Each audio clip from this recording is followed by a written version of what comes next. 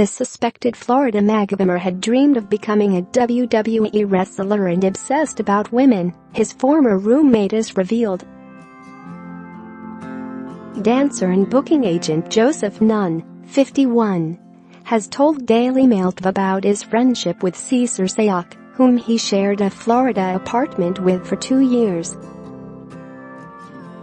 The 56-year-old Trump fanatic faces 48 years in prison for allegedly mailing 14 pipe bombs to top Democrats including Barack Obama and Hillary Clinton last week.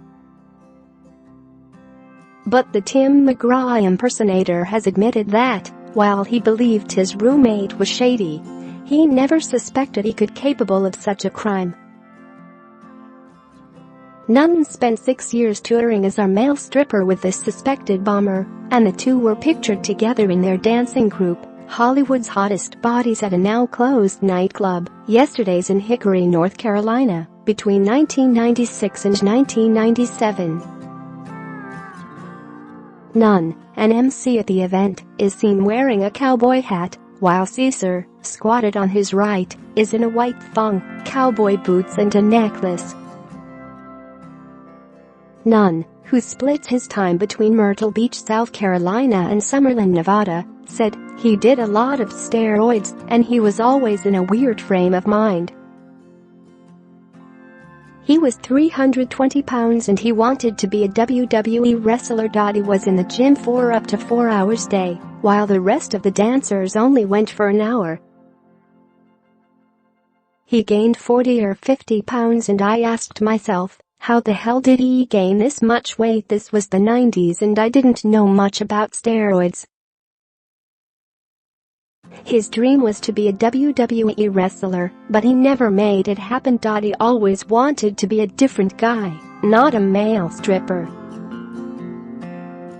He was shady, and there was always drama around him, but I would never have thought he'd send a bomb to the former president of the United States. Nunn first met Cesar, who he knew as Cesar Anthony, between 1993 and 1994, when they were both male dancers in Hollywood's Hottest Bodies. He was one of the 5 dancers, and I was the MC.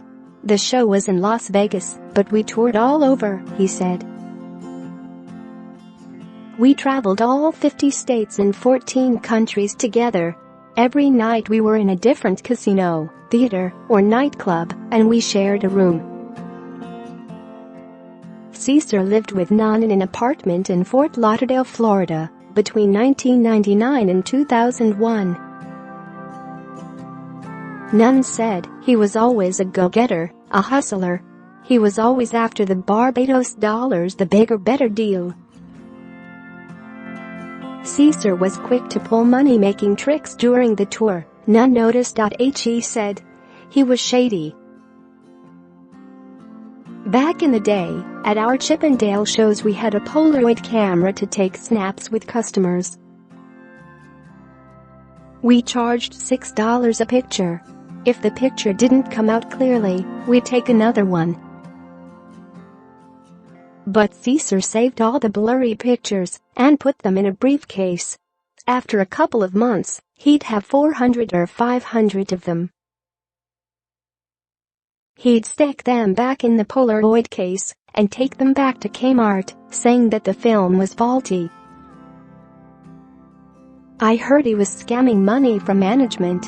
If he was supposed to turn in $2,000, he would only give $1,000, saying that his tire blew out and he needed to get it replaced or he got towed. He made up so many excuses. Despite noting Cesar's shady behavior, Nunn insisted that he was also a stand-up guy, protective of his fellow dancers. He said he was a great guy in some ways. He always protected me when we went out because he was really big. I'm 5'7" and 175 pounds. He was always the biggest guy in the group. If a fight broke out, he would always stick up for us and say, "Don't mess with my guys." Nunn also said that Cesar never showed much of an interest in politics, despite his later obsession with President Trump. He said, "I never heard him say that he was a Republican or a Democrat. He never even talked about politics." Cesar was, however, always possessive with women, quickly getting obsessed with new girlfriends who were often female dancers at gentlemen's clubs. Nunn said, "He would stalk girls. I never saw him put his hands physically on a woman, but he was obsessive. Once he got his claws into a girl, he was very possessive. If the girl agreed to go to dinner with him, the next thing you know he was telling me, 'I love her.'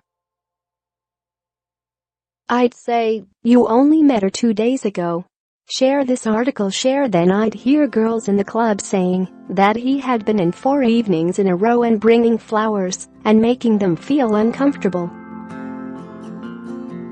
I think it was down to insecurity. He was always talking about his mother, saying that he loved her. There was always some drama with his mother. He would lie about where he was from. One time he told me he was from Cuba. But then he told everyone he was Italian. The first time that Nunn realized his former roommate stood accused of sending potentially lethal bombs to figures including Obama, Clinton, Joe Biden and the broadcaster CNN was when he saw the news on television. He was shocked and said that he did not realize Cesar could be capable of such a crime. He said, "The last time we met was 2 years ago, when we went for sushi in Fort Lauderdale.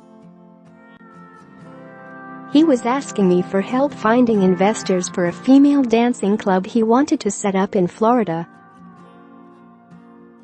Hell no, I never thought that he would send bombs.